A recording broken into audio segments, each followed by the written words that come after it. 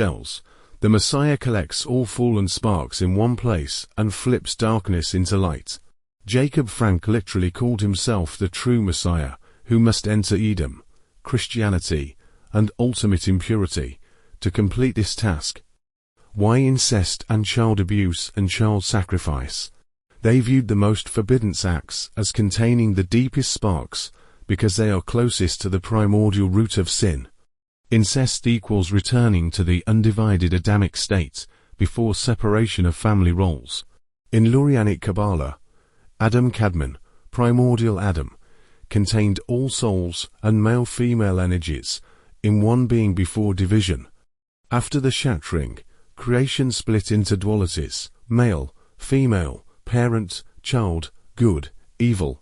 Sabbatean Frankists argued that incest symbolically erased these separations, going back to the pre-split state to repair the first rupture. Child abuse equals pre-law innocence, returning to a state before moral boundaries. A child is seen as before knowledge of good and evil. They believed violating that boundary dragged divine sparks from the earliest stage of creation, before moral law existed.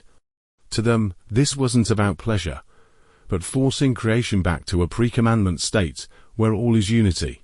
Child sacrifice equals reenacting the first shattering. They saw blood and death as a mystical shattering that releases sparks violently. In their inverted logic, sacrificing innocents mirrored the original breaking of the vessels and freed the holiest sparks, buried in the deepest darkness. This also tied into older messianic ideas, the Messiah suffering or dying to redeem the world, reenacting cosmic trauma to heal it. To them, breaking these taboos wasn't pleasure-seeking, but a violent mystical surgery on creation. Why the most forbidden? The harsher the prohibition, the deeper the sparks were believed to be.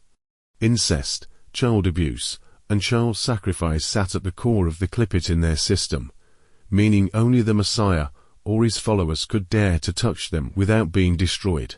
Sabbatean Frankists used Luria's idea of the shattered vessels to argue that true redemption requires descending into impurity to find divine sparks, breaking divine law to repair it, using radical sexual sin, incest, child abuse, ritual orgies, child sacrifice, to shatter the last husks and return creation to unity.